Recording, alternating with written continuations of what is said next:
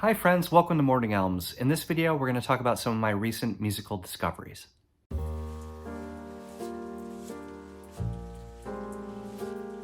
Hey everyone, Kyle here. Thanks for watching. So over the last year, I made some really cool musical discoveries. My typical listening habits include listening to a lot of newer releases as they come out. So this year in 2023, a lot of my time will be spent listening to albums that have been released in 2023 by current artists. But throughout the year, I also take a look back and try to find things that I've never heard before, from the 60s, 70s, 80s, so on. So I wanted to share with you some of my favorites that I came across over the last year. So the first album I wanted to talk about is Kjarkas, and this is called Canto a la mujer de mi pueblo. And this was released in 1981. And they're a Bolivian group, and this is Andean folk music. Very beautiful, very warm, melodic, and they play some instruments that I'm not too familiar with. So there's acoustic guitar, but there's also a lot of lute type instruments, and there's an instrument called the quena, which I believe is an Andean flute, and some pan flutes as well, but just very beautiful songs. The vocalizations they make that aren't necessarily lyrics are very melodic and beautiful. And then their vocals as well, they just have beautiful voices. But where this shines is that that instrumentation. If weird connection here, if you're interested in like K records or a lot of like twee pop or some lo-fi acoustic or even freak folk music, this would be right up your alley. And also a lot of Andean percussion instruments, so it's rhythmic as well. Just beautiful stuff. I'm not sure how I found this, but I'm sure it's through, I use a website called Rate Your Music to find new music, and I'm sure I went down a rabbit hole and found this, but just stunning, lovely stuff. Check this out if you're interested in a lot of folk music. Beautiful. This is Kjarkas and Canto a la mujer de mi pueblo. I will put a link in the description to the Spotify album so you could check that out. Great stuff though. And the next album I want to talk about is from 1992, and this is Dehumanizer from Black Sabbath. And this is something I just never... I'm a traditional Sabbath guy, or I was.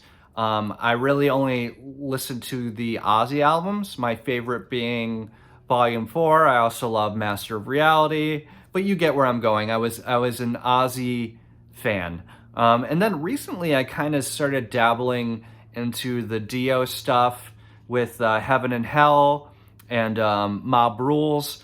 But then I found this album, and this is a short-lived reunion in 1992 with Black Sabbath and Dio, and I love this. So this is absolutely my favorite of the Dio albums, but this is up there with some of my favorite Sabbath albums, and it's just, I didn't expect an album released in 1992 from Black Sabbath to be this good, but it is killer. And look at that album art. You got that classic, like, heavy metal from the 80s and early 90s kind of artwork, which is great. But this thing is dark. It has elements of doom metal. They really slow it down in places to kind of sounds that remind me of like Volume 4 or Master of Reality Sabbath, but with Dio on top of it. And Dio, as we know, is a fantastic vocalist, but he just has like a stank on his vocals, like an attitude that I hadn't really heard in some of those, the Heaven and Hell and Mob Rules, that I just really love on this thing. And the songs explore different themes like our relationship with technology. I think there's a song about televangelists, and of course there's like all sorts of death and after death kind of lyrical themes going on. But I really love some of the slower tracks on this one. There's some really doomy riffs in songs like Computer God, but then they get a little more upbeat in songs like TV Crimes and Time Machine, a little more hooky, catchy choruses, but just great heavy metal music. And just a pleasant surprise, because I had no idea this existed. I didn't know I want it till I had it, and it is fantastic. So that's Black Sabbath, Dehumanizer.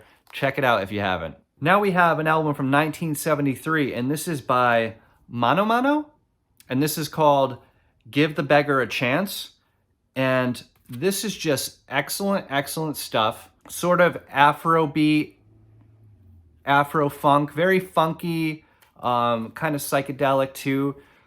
Wonderful bass grooves, great guitar, like very snappy guitar riffs, wonderful vocals. But this thing is just funky, groovy. Some of the guitar is pretty fuzzy. We have, guitars, bass. We have organs on this thing. We have congas.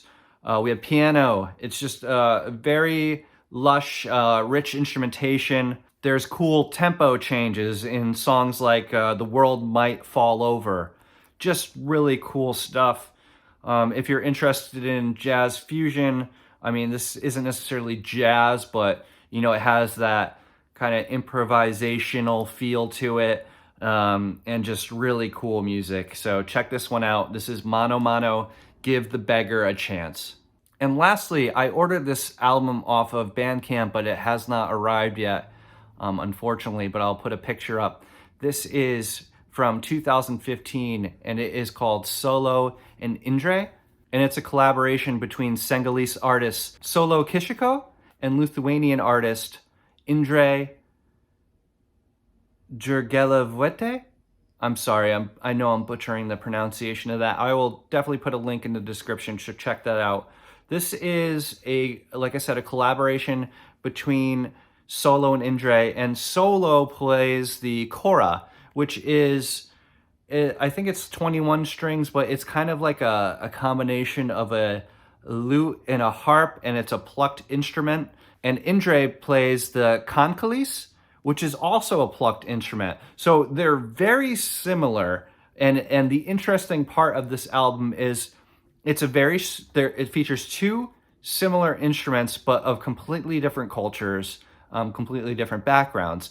And the interplay between those two instruments is really the star of the show here. And it is so beautiful.